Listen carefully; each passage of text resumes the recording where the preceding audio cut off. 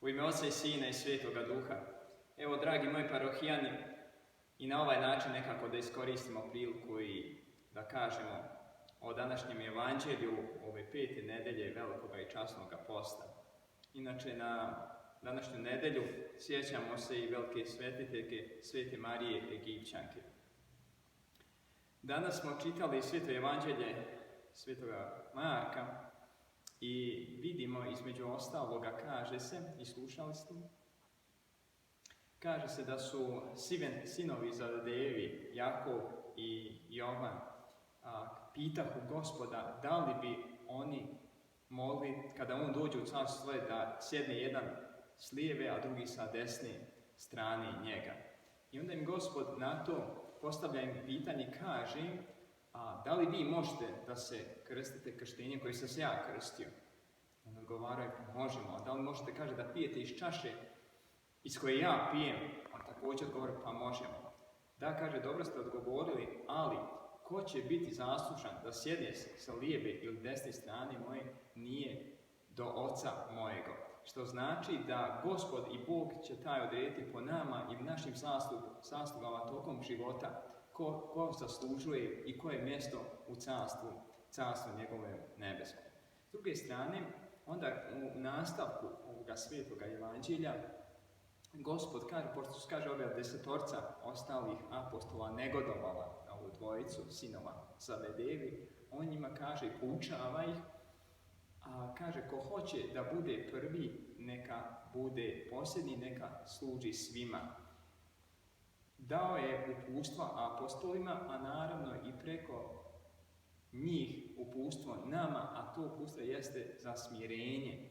To jeste da šta je najveće smirenje, ništa drugo nego služiti svojoj braći i sestri.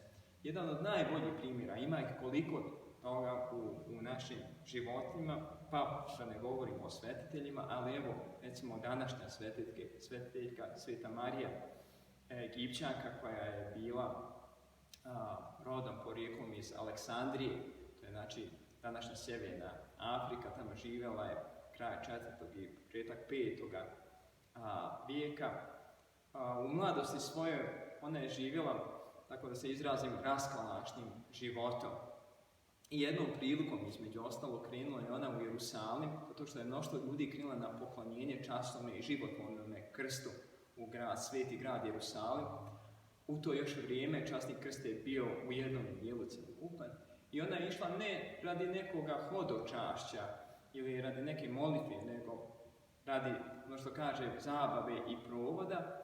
I međutim, kada je došla u grad Jerusalim i kada je htjela da uđe u crkvu, gdje je bio izložen časni i životvorni krst, ona nije mogla. I sad možemo samo zamisliti tu situaciju, to čudo je se desilo, definitivno. Kako drugačije nego objasniti?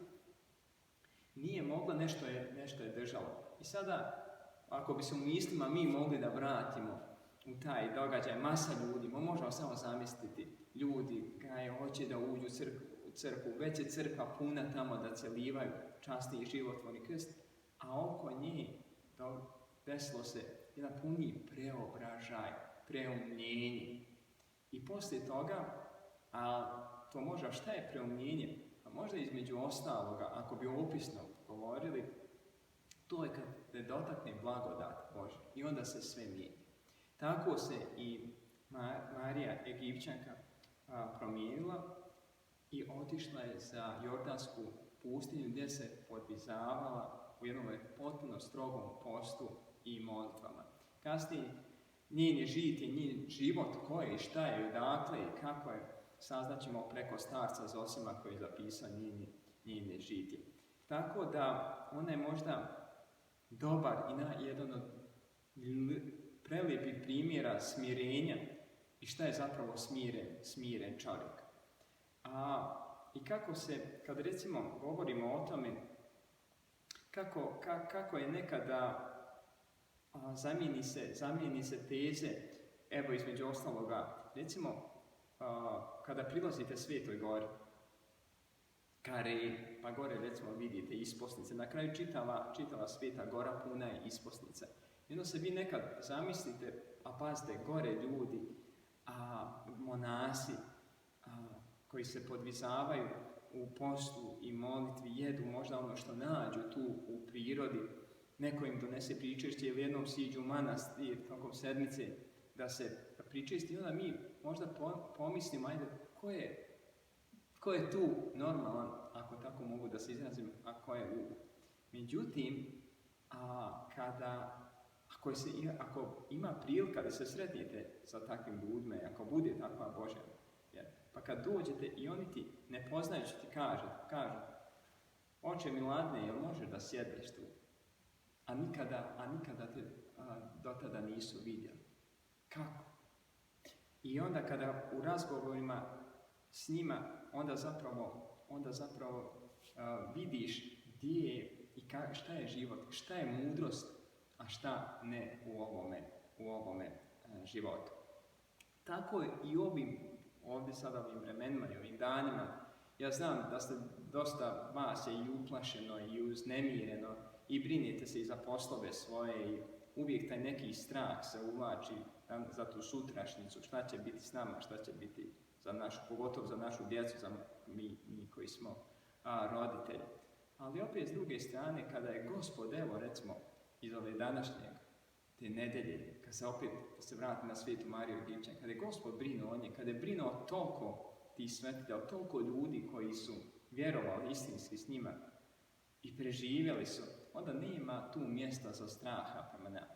Ja znam da većina vas i svi mi, ono što kaže zajedno nas, i pratimo te nove vijesti o ovome nesrećnome virusu i dosta to nas na kraju i uznemirava, unosi neki nemir. Ima tu dobroga što se može pročitati, kako da preduprijedimo, ne daj Bože da bi došlo do neke zaraze, ali ima dosta toga što zapravo samo unosi nemir.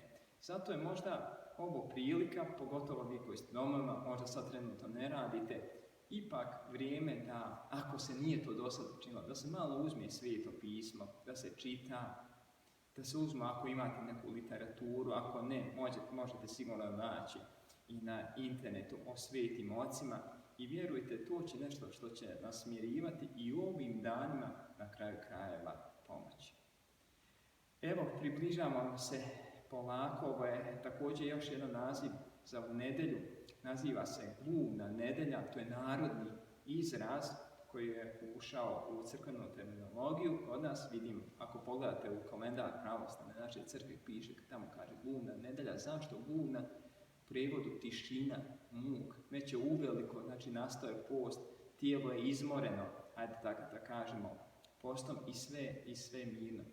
Tako da u ovo, ajde da kažem, još mirno vrijeme posta, da se posvetimo i molitvama, to jeste tome razgovoru Božjem. Molite se, ako nikako drugačije, ako nemate molitvenike, onda najbolje svojim riječima, ali nek vam molitva bude iskrena i iz srca. I onda će, s takvom molitvom i dolazi mir u duše naše i onda od takvom molitvom odlazi svaki strah iz života našeg.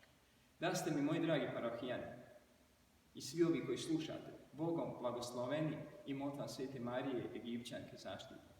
Kao i vi, tako i ja, iskreno nadam se da će ovo ubrzo proći i da će naša crkva i sve na kraju, svi naši hramovi ponovo biti puni, da se molimo onome koji stvori ovaj svijet, koji stvori ovaj kosmos, koji je početak i kraj, naš časni Gospod Isus Hristos i naš Spasitelj.